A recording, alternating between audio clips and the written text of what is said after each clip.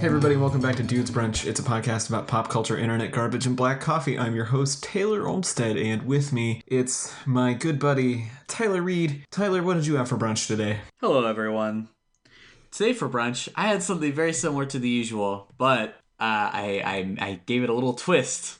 So I took our no bacon breakfast burrito, which has potato, cheese, egg, and I unfurled it.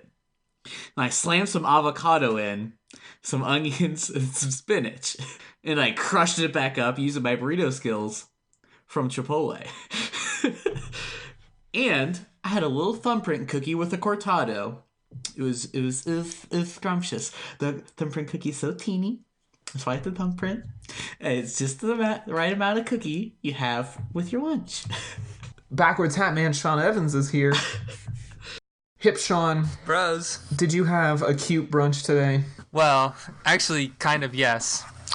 Last week at the store, they had a sack of mini bagels on sale for $1.25. So I had mini bagels and strawberry cream cheese. Impressive. Hell yeah. But since it was St. Patrick's Day weekend, we had the Bailey's creamer for our coffee. Is that good? It's not bad. Does it taste like actual Baileys? No, because Bailey's tastes like alcohol. That was my concern, because I feel like if you take the alcohol part out of Baileys, it doesn't really taste like a whole lot of anything, because Baileys is very, like, bitey for what it is, you know? No, it's like if you took Baileys and replaced the alcohol with Coke syrup vanilla. I think I'll pass on that. It does the trick, but you're not drinking it because you are like, oh, this reminds me of Ireland. Yeah. You're drinking it because you're like, God, this coffee is unbearable, but I don't want to be judged if I don't drink coffee. Well, I'm your host, Taylor, and for brunch this morning, I had my standard fare at-home breakfast scramble, some bacon, some hash browns, and some eggs, scrambled up with some salsa and cheese, and then some coffee. But keeping the St. Patrick's Day theme rolling, I made Irish soda bread yesterday and accidentally read a recipe that was for a whole family. So I made 2 loaves of bread. So I've been eating nothing but Irish soda bread for the last 3 days. I have so much bread, you guys. Please come eat some bread. You know bread makes you fat. Bread makes you fat. Unless you're a duck, and then you were drawn to bread. I mean, I may turn into a duck with all the bread I'm eating. Question for you. So I saw your Facebook thing yesterday with your soda bread. Is soda bread a Olmsted family classic? You know, it's weird. Sean's referring to on my Facebook and on my Instagram, I guess, I posted a picture of a Dublin Coddle that I made, which is like an Irish sausage stew. And then I had the soda bread with it. And my dad commented on it and said that he also made Dublin Coddle and soda bread yesterday. Completely irrelevant to me. This is the first time we've ever done this, both of us independently. But myself, my dad, and my mom all liked it so much that I think it's probably going to turn into a tradition. Aww. It was really easy to make. It's not hard. It just looked like a stew with sausage in it. It looked delicious. Yeah, it's a very simple stew. You can use pretty much any kind of sausage, some potatoes and onions, and that's about it. Oh, and bacon. There's some bacon in there, too. Can't go wrong with that. The secret ingredient. That's right.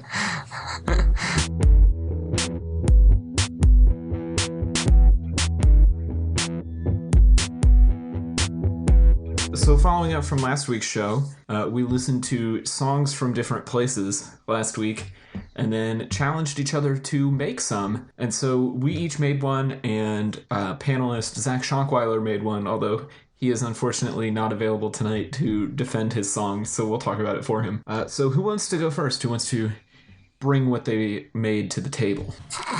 Tyler, yours is so good. I guess I'll go first then. This is my blind reaction because I didn't know that Tyler made one. But let me tell you, this is okay. Tell me how you came up with this bad boy. First, tell the audience what it is. So I selected. I think the most important thing, the format of this is you have to select the song, and it's more importantly where it's located.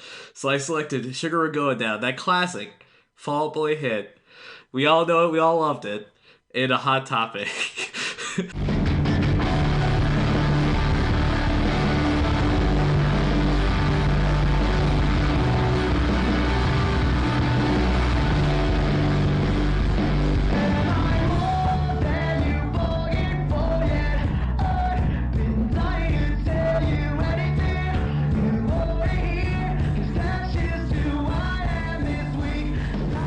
Okay, and so my thought process was when I remember going into Hot Topics, I felt like it was always the music was exceedingly loud, and since I'm assuming they didn't pay very much money for their audio equipment, it was probably very shitty. And at some point, someone played music for way too loud for too long, and so it just got blown out so hard, and that was my inspiration. I read the title of this like an hour ago, and then I put it on right as we started recording, and it was so good. Like, it's just, it feels the way that felt. In the way that, like, your mom would walk by Hot Topic with you and be like, "You're not going in there, it's loud." That's what this reminds me of. This could also be subtitled, "Also My Car," when I have the windows down. I like that in the background there's somebody who I assume works for the store that's on the phone who kind of looks like me but is not as ruggedly handsome. Are you happy about that because they're not as handsome as you, or because they look like you, or both? Both. I could be a little vain. There's not a lot of good not as pictures of handsome as Hot me. Topics. I'll just say that. I will approve, though, the photo you chose is a Hot Topic around the release of Scott Pilgrim vs. the World, which I think is good because it's significantly far after Sugar We're Going Down came out, but you know that they were still playing that song in every Hot Topic in America around that time. They probably still are. Yeah, there's probably like some kind of music rights lawsuit that goes down in a Hot Topic once a day. I actually for found sure. that Hot Topic is on Spotify, and they have several playlists. Is this on one of them? I think please, so. please. I think that's kind of was sort of my inspiration for it, and see. I feel like my music selection process for this was far more thorough than it needed to be because I had to be classic. It had to be something that people could recognize, but it couldn't be too intense. But I wanted it to feel like it was cool enough. You know, like, because really I want to do, like, Job for a Cowboy, but I don't think that's recognizable as it stands. So I was just like, well, what can I do? And I feel like Fall Out Boy just was just good enough. Like, I feel like, Ohio's for Lovers, we do that all the time. We just rag on that song constantly. I felt like maybe the bass of this song was good to blow out really hard because it's really just a wall of sound. Yeah, I approve of this greatly. And it's interesting. I feel like you and I kind of took a similar approach, but on completely opposite ends of the spectrum on this challenge. We both went for roughly the same time period, but mine is on the other end, and so I guess I'll go next. So I chose Death Cab for Cutie's I Will Follow You Into the Dark, and my place was Your Sister's Bedroom, circa 2006.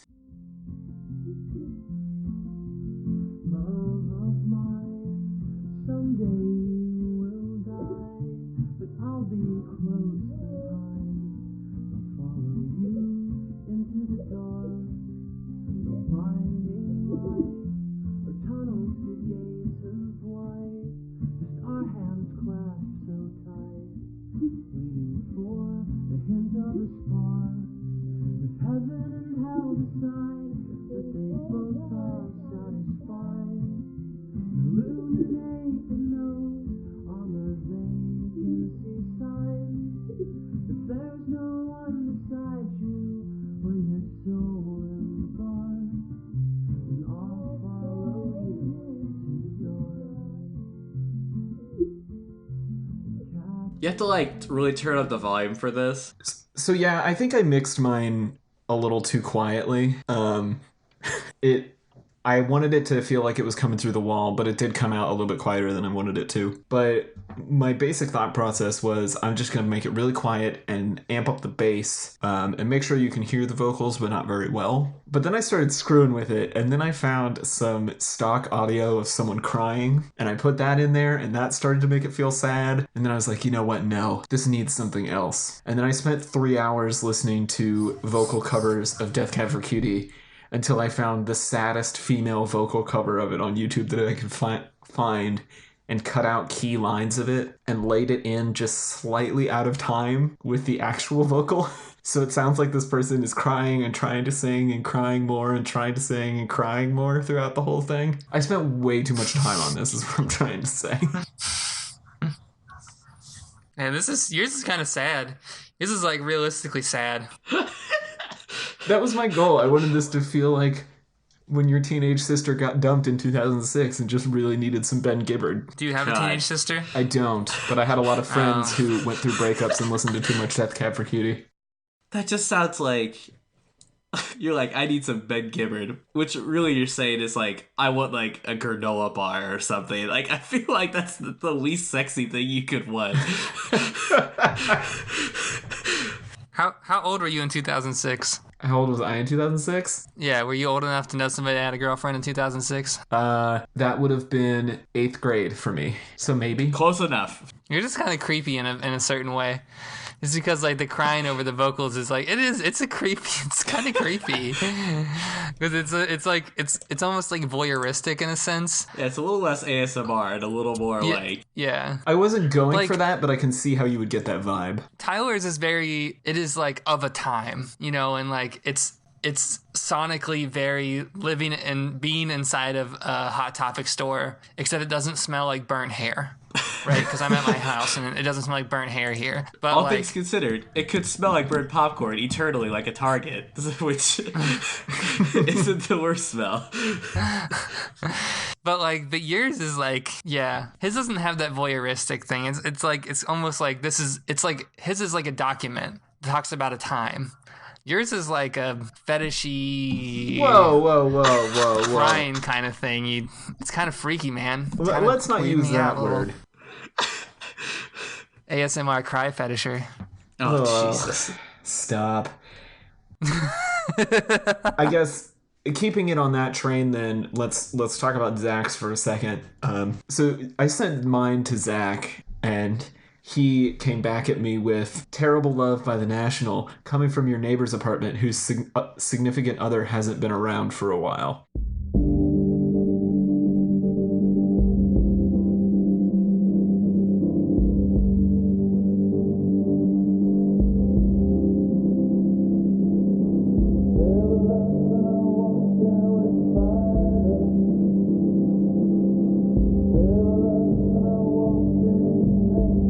See, I really feel like when I listen to this, it's a little self-referential for Zach, which is really, it saddens me. And I miss him, and I need him to come on this show again. But I also know that he has a love of The National that's... knows no bounds. I don't know.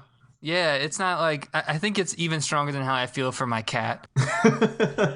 It's funny, earlier tonight he tweeted something about having an existential crisis at the gym because he tried to work out while listening to The National and it made him too sad.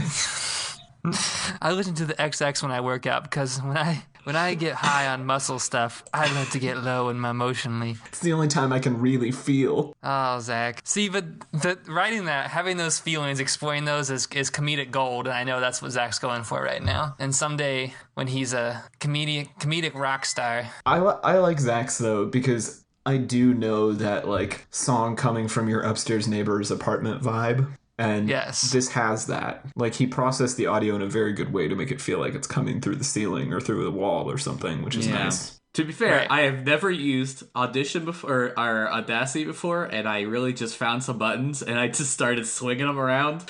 And eventually, you did a really good job. You should be really impressed with yourself. No, it's very well done. I put it into the dumpster exactly where it belonged.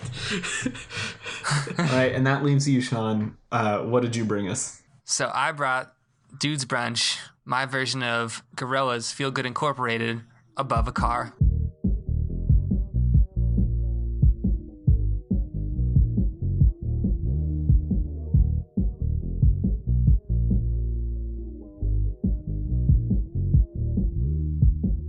I think I really like this one too, because I feel like I've experienced this. But I feel like the audio, like the vocals are like real low. Is that realistic for that kind Yes. of? Okay. See, that's why I want to do this, because I actually know this. Like, I think about this when I'm driving. I listen to the other cars around me to see what they're listening to. Mm-hmm. And you really only get like the high treble and the low bass, like the thump that would go, because bass acoustically carries more right than treble does. So when I saw this, I was looking for a picture, and I kind of like want to do a picture and then do a song that I thought of when I looked at the picture. Oh, I went the other direction. That's interesting. And this was it. Yeah. Because I feel like visually I wanted to see something, like I knew I wanted to do this car, but I wanted to find a car that was like, that would symbolize what somebody would be jamming out to. And then I found this, and I was like, this is it. And Feel Good Inc. is what would be bumping in this car right now. And I was thinking, like, what would be a cool angle to have it at? Because you want to like have it above, and like what would you hear from above it? I really wanted to like dive into this sonically, because that's one thing that I really admired from the other ones that we had watched, was I feel like they're like sonically done, right? There's a more dimension than just having them be like a song and then a picture. And right. I got that when I like made the No Doubt Don't Speak in the abandoned shopping mall, because when I tried to recreate that was what I was figuring out, that there was something a little bit more complex there than just slapping a photo and a song down. Yeah, yours has this like, it's interesting to me because it's something we've all experienced in a way. Like, you've been next to the car at a stoplight, or like heard a car in your parking lot from inside the building like bumping a song like this. And that's right. what, like, this reminds me so much of being like on the balcony at an apartment, and a car like 5 stories down is playing this song on full blast, or they're like at the pool and you can hear it from upstairs. Like, I feel this. I really enjoy it. And I also wanted to have a hit that everybody knew. I think that helps out a lot. Yeah, picking a hit is definitely helpful. Well, this was fun, guys. If the listeners have suggestions or want to make their own, do tweet them at us, because I think this is probably going to be a project we revisit at some point. I said I have a runner-up. The one that I would have done, which I would have had to do literally nothing for, is while I was like working at the register at work, I could just put my phone down and just like, it would probably play like, "Oh hey," and then you're like, great. or yeah, that's cheating. See, I was really thinking about trolling Tyler and doing my own hot topic and releasing it right before the show, and it was going to be Duality instead of that was on that list. Instead of any other song. I was like, oh, this will be good. We should do like a competition with like the best hot topic one, but Tyler knocked it out of the park. I don't want to compete with that. Who's the best edgelord?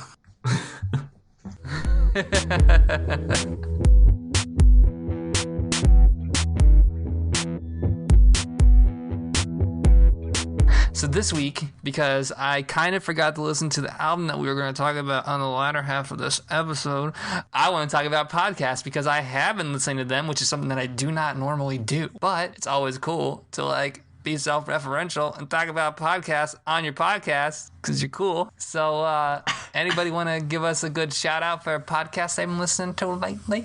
Go ahead, Sean. Hang on, I gotta go through my list real quick.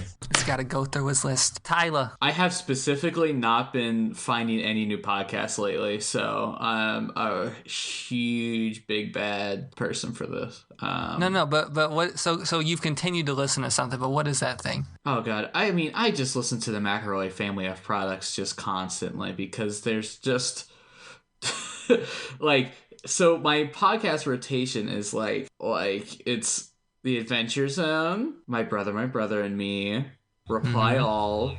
Mm-hmm. That's Gimwood, though. Right, that's fine. And then I listen to Song Exploder when there's a good song. Well, I mean, when it's a song that I'm interested in listening to. I sometimes listen to Dear Hank and John, which is John Green and Hank Green. That's sometimes a good one. Which one's your favorite right now? I think my favorite one is definitely Wonderful, which is a new podcast Griffin McElroy's been doing with his wife, where they talk about just things that they think are wonderful. And so really it's like the most like sort of like look at us, look at how much clout we have. We could just talk on the internet about whatever we want for like an hour, and just people will undoubtedly listen to it.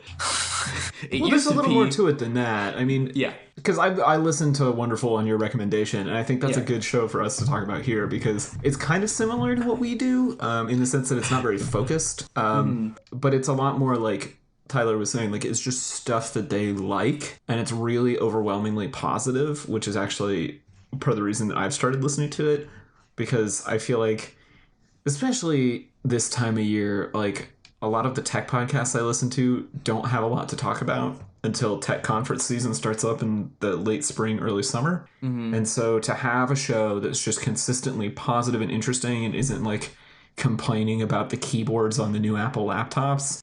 Like, don't get me wrong, I'll still listen to 3 hours of complaining about keyboards, but it's nice to just hear people talk about a song they like or some poetry that they're really into. Like, it's kind of cool.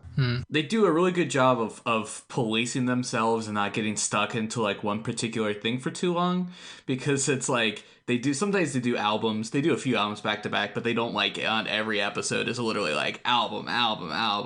So I think they do a good job, and it's especially interesting to see that this evolves from the Bachelor podcast. So they certainly took the idea of like, let's talk about something we're passionate about, and then sort of make it into, well, what do we talk about when we're done talking about The Bachelor? So Taylor, you got anything good? Yeah, I do actually. My current favorite show is actually a little bit different as well.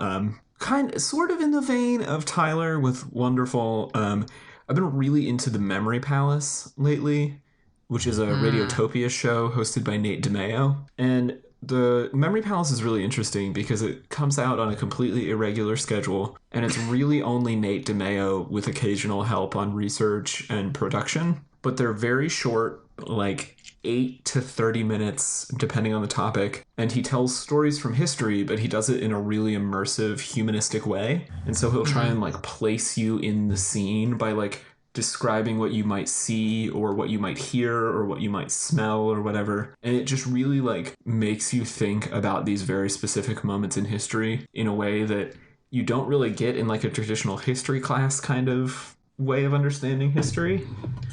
And so I've been working my way through the back catalog. There's like 123 episodes. It's been going on for a really long time. But they're all really short, and every one of them is like good and different. And so a lot of times, like right before I go to bed, I'll put one of these on because it's just really calming and like kind of takes me out of whatever I've been thinking about during the day. I also want to give a shout out. He was an artist in residence at the Met in New York last year. And so he got to go to the Met and spend time with a bunch of different historical artifacts and research them, and then make specific podcast episodes that you're supposed to listen to when you're in the gallery looking at that item. And so he like tells you where to stand and what angles to look at it from and stuff. And I think that's just a really cool way to push podcasting forward into a new space, and something that I've not heard of anybody else doing. That's actually a super good idea. I like that a lot. I mean, that's essentially has existed. Like they do like sort of walkthroughs of like exhibits. But I think having it be like intentionally, like because it's all about context, right? Like you're saying this is a podcast about this art, as like a small podcast about this art, rather than like a audio tour, which I'm not 100% it's a sure really what the difference short but is, intense but focus on one piece. Yeah. But I would imagine they would feel different. Just from the way someone would create that piece of media. Yeah, in particular, there's one I want to recommend. Here, let me see if I can find it. It has a really long title, so I want to make sure that I get it right. Yeah, okay, so episode 73, I'm just going to read the title for you. Notes on an imagined plaque to be added to the statue of General Nathan Bedford Forrest upon hearing that the Memphis City Council is voting to move it and exhume the remains of General Forrest and his wife, Mary Ann Montgomery Forrest. And it's about this Civil War general who his statue and his remains were moved from the center of town to a cemetery on kind of the edge of town after some of the recent controversy around Confederate statues. And it's just imagining like how you would explain that to someone from the time that their remains were going to be exhumed and moved because public sentiment had changed. And how these monuments are really for the living and not for the people that they're memorializing. That's the kind of stuff that the Memory Palace is really, really good at. So if you're into that kind of history, I would definitely recommend it. Yeah, that's pretty cool. I like that. What about you, Sean? You said that you had one that you were really into right now. All right, so I should warn the audience that this is about to take a kind of sporty turn. Oh, Sports ball.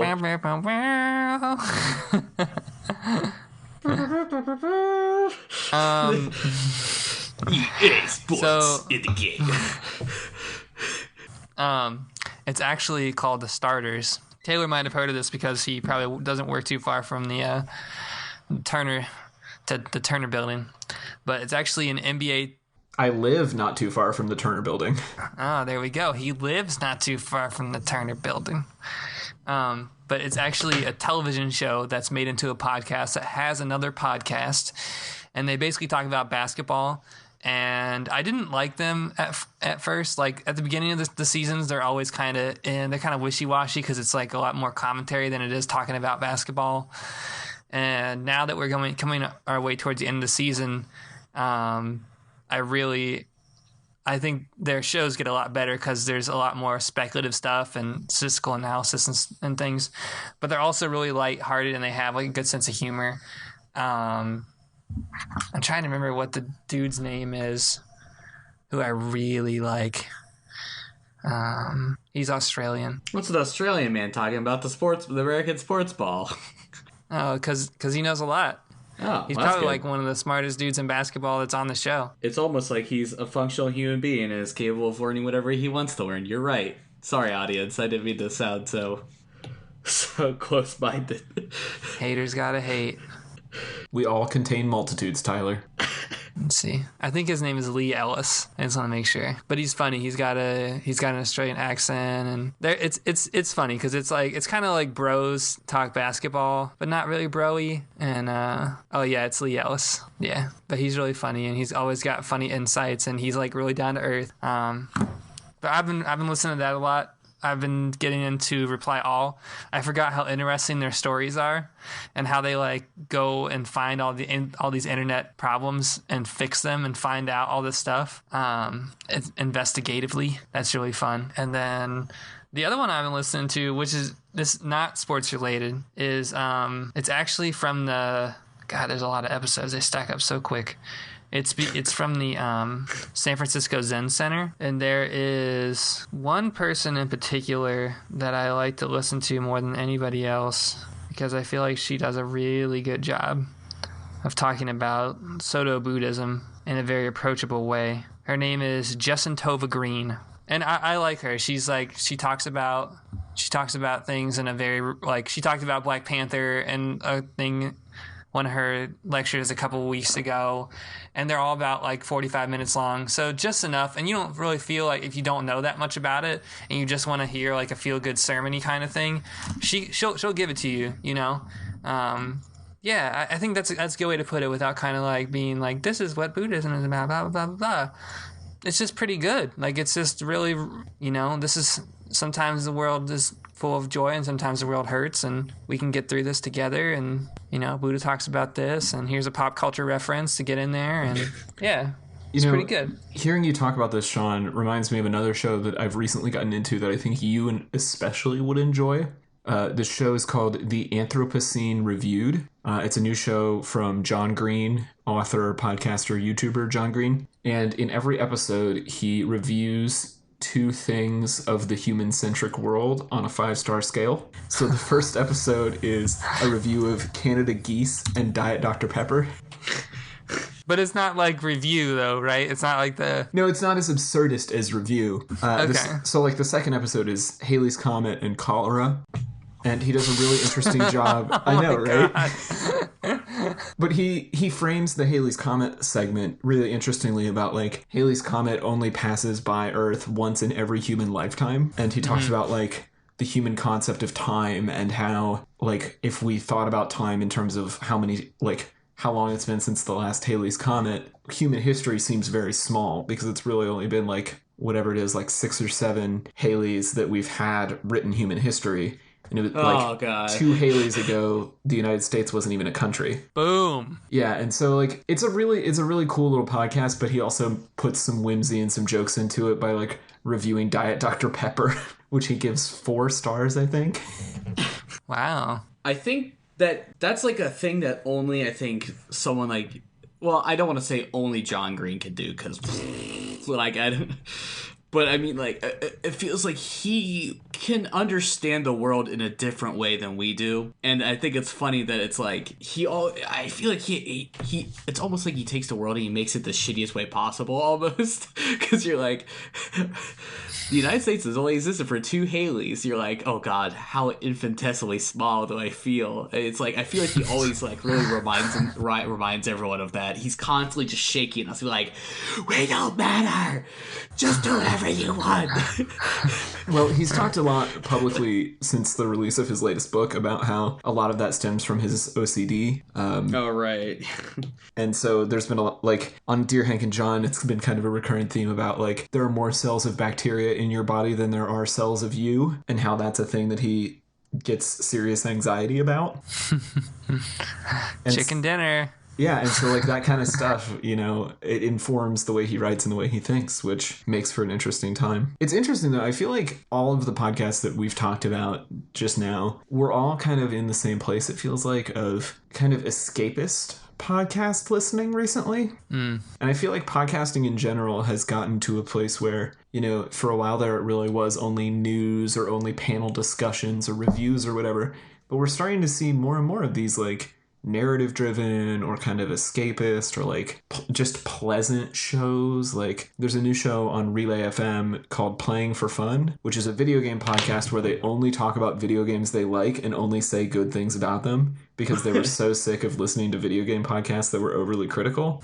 And I kind of like that we're in that place. Like, I'm glad that we can now make podcasts that are just about good things, because for a while there, it did kind of feel like every podcast you listened to was just people, like, picking apart the world, you know? Yeah. I mean, I agree with you. I feel like there is a large amount of sad podcasts out there that are, you know, mystery, like true crime or, like, sad stories. What was that podcast that you talked about a long time ago where the woman confronted her exes? Oh, gosh. You know what I'm talking about, right? Oh, Strangers. Yes. Yeah, that show And is... I was like... That show can be damn. really, really sad. Yeah, like that's a lot. It's a lot. And I know, Tyler, you kind of go out of your way to make your podcast listening time especially, like, uplifting and good feeling. Do you feel like that's increased recently? I think I always have periods of sort of like expanse and sort of like condension. I don't think I'm condensing. I don't think I'm water. Contraction, expansion and contraction. Thank you, Taylor. And I feel like I'm in a pretty hard, like, kind of contraction mode where I'm really kind of like bringing in more things. Like I'm just trying to keep kind of what I have and kind of listen to everything that I have. Like, and try, because I was like skipping like a lot of stuff, and like even now I'm still skipping a lot of things, and like I think I'm almost having trouble filling. Like I don't know when I would listen to more podcasts. Like I have like 5-ish that I'm probably listening to, and it's like that's 5 hours like a week. You know, like how many car trips am I taking? How many times am I just sitting there like alone when I'm like, all right, let's listen to something. You know, let's listen to a podcast. Mm-hmm. But I mean, I think my problem right now is that I feel like I'm kind of my podcast probably relate to also kind of like my hobbies. Like I'm playing a lot of Dungeons and Dragons right now, but like a lot of those podcasts are just like real plays, and I don't want to listen to like a 3-hour thing where people are like, oh well, I guess like shuffle like I can't I need this. I that's why I listen to the Adventure Zone, because it's condensed, it's concise, and there was no, like, they cut it down. It's exactly what I want it to be. I would listen to a show that's like a news show, but the ones that they offer like on like through like Dungeons and Dragons, like their official feed, are just not great audio quality. So like, I don't know, I'm in the moment where I'm like really not into like listening to like things that don't feel like it's worth my time. And unfortunately the McElroys just happen to produce a lot of high quality content, relatively of course, because it's, but I was talking with my friend Alex friend of the show, 71DPI on Twitter, he's like, I just started listening to just like podcasts that have like 10 listeners, or like whatever. He's like, I listen to some crazy stuff. Like, and people are saying things that are really uncomfortable, and I'm like, wow, this is. And he was like really like kind of like interested in that part of it, because he also listens to kind of like macro stuff. He's like, now that I kind of gotten away from like that sort of content, it feels weird. It feels edgy, and it's sort of exciting. So I'm like, I don't want to go that far. I like, but I don't know. I don't know what my answer is. I don't want to say I'm falling out of love with podcasts at the moment, but I feel like I'm just trying to stick with what I like. So one of the things that I've started doing, and I don't know if this will be helpful for you guys, but for all of my news-based shows, I've changed my settings in Overcast, and I think you can do this in the iTunes app too, where I tell it to only keep the one most recent episode. Mm-hmm. So that way, if I don't listen to it by the time the week's up and the new one comes out, it's gone. I do that for a lot of my technology shows now because I just can't do it. I already listen to like 3 different Apple-related tech podcasts, and so when there's big news, I hear like 6 different people's reaction to it. I don't need to be a week behind listening to 6 different people's reactions to a story and then hear their second reaction to like the further elements of the story. Like, it was just becoming too much. And so the only shows that I keep the whole backlog on anymore are like plot-driven stuff, which would be like the Adventure Zone or Reply All, because sometimes they do 2-part stories. But that's really like, and I guess 99% Invisible because they do 2-part stories, but that's really about it. And I think that's been really helpful of like treating them as kind of a more ephemeral thing instead of this like Netflix style queue of things I have to binge listen. I have been listening to 10-minute tech talk on purpose. Thank you. I do. It's nice little plug for 10-minute tech talk, briefly on hiatus while Emily is on vacation. Right. And I mean, like, that's just the right amount of thing, which I feel like I posted it one time on like r/podcast, and you said, like, you showed me a picture of like how many people were like gave your show a listen. I'm like, as it turns out, maybe people don't want 3 hours of think piece. Well, and it's all relative too. Like, yeah, that's something that I'm learning more and more from doing that show and from doing this one to a certain degree. Is like the reason we can have so many podcasts is like the amount of interest you have for a thing. Mm-hmm. Because I'm really into the tech space and can listen to 6 hours of tech news a week, but a lot of people only need 10 minutes or 30 minutes or 20 minutes. That's me. And I feel like, in a similar way, like listening to our show versus listening to The Incomparable or Pop Rocket or other similar shows that we all kind of like used as a basis for this show, I think we've really differentiated by being a little bit more meme culture or being a little bit more like ephemeral sometimes than those shows can be. And, everybody has their own niche is what I'm trying to say. And I think that's the great thing about the podcast medium right now is that it's the niche is whatever you want it to be.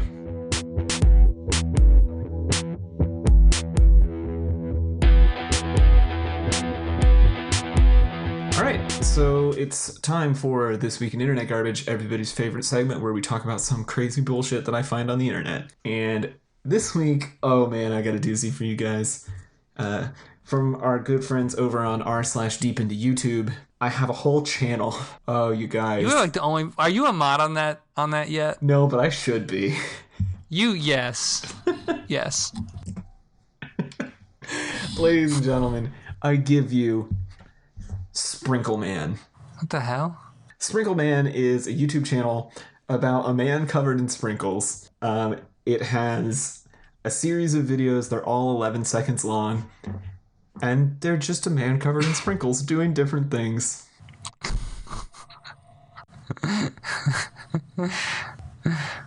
Terrifying. That's all I have to say about that. So we will link to Sprinkleman in the show notes. But it's a series of 4 videos. Sprinkleman Act 1, Umbrella, Sprinkleman Warm-Up, and Bath. And it is this man who is essentially made of nothing but sprinkles, just doing various things on the beach. In the first one, he kind of raises his arms and falls to pieces. In the second one, he opens and closes an umbrella. In the third one, he does some workouty things. And in the fourth one, he takes a bath in a bathtub full of sprinkles. Other than terrifying, what are our reactions to this? I feel like he died so early. He died in the first one. I'm like, well, that certainly doesn't leave much room for expansion. Yeah, kind of a limited series arc, don't you think? Really makes you think maybe everything should have an ending. Apparently, Million Sprinkles Man, who has a eerie similarity to Million Ants Man. He does have a very similar appearance to Million Ants Man. I am now 1 million ants. The thing I love about Sprinkleman is it's so clearly like something somebody put a shit ton of time into and then realized it was not worth the time they were spending on it. Like, sometimes you find things on the internet, like our friend who did the karaoke videos a few months back, where you just, like, the project goes on for so long and there's such a wealth of material that you just don't even know the thought process. You're like, how does this man not know? How does he keep on doing this? Sprinkleman is very clear. Somebody thought this was a good idea. They probably shot all 4 of these videos on one day. They all came out 11 years ago. And then after the 4th one, they were like, you know what? No, this is way too much work. And they just gave up on it. 11 years ago? Yeah, that's the thing. This is OG YouTube here. The first video was published on July 26, 2006. Now, see, I was waiting for the next installment. I was like, when's video 5? It's never coming. All right, I'm gonna post 2 videos, Oh, no. and I need you to tell me if Sprinkleman was done by a 90s band, which one would it sound more like, and who would be the band? Our choices are Spoonman by Soundgarden and Nothing Man by Pearl Jam. Because we can't go a month on this show without talking about Pearl Jam, apparently. Gotta squeeze it in.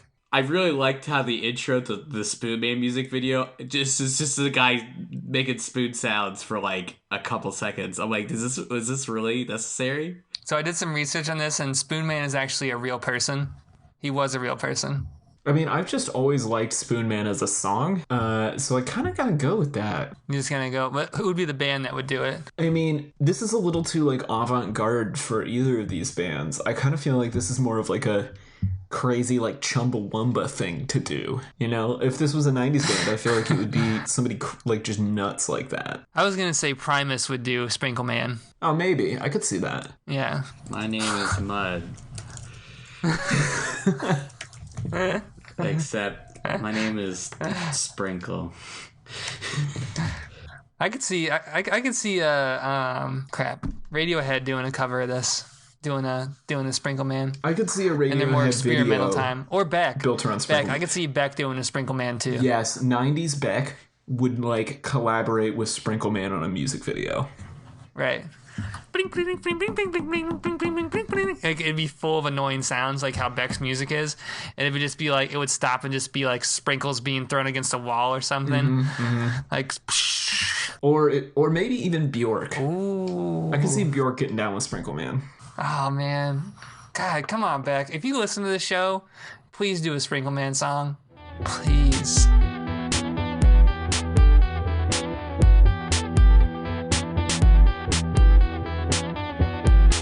Alright, everybody, and now it's time to round the show out like we always do with a round of shameless plugs from our panel. We'll go ahead and start with Tyler Reed. Tyler, where can the people find you? Hey everybody, you can find my design and illustration work at TylerDReed.com, and you can find me on the socials as TDR Design on Instagram and Twitter. Sean Evans, what about you? Listeners, you can find me at Evans8910 78910. Sorry, I just saw a video of a drill with a piece of rope on the front of it, and the rope's just whipping around. Whatever floats your boat, buddy. Dang you. Well, you can find me on the socials as at TC Olmstead.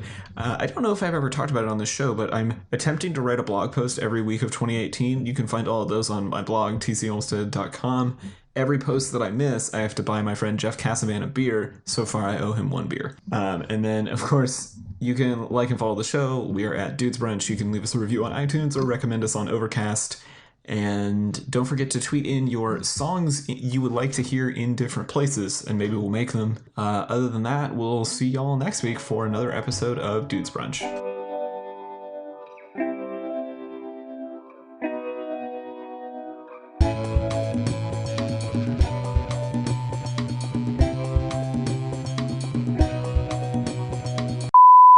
What is your version of white bread? Like, what does white bread mean to you? Well, I'm just curious because Tyler seems like somebody who would have a very interesting definition of what a white bread person is. They can only conceive of coffee as a malty flavored sweet drink and can't even begin to think of it as, oh, it's just some dirty bean water. They also are like, hey, let's go out to dinner. Let's go to Applebee's. Which reminds me of my new punk band called Basic Creamer Bitches. Love it. Basic creamer bitches. BCB.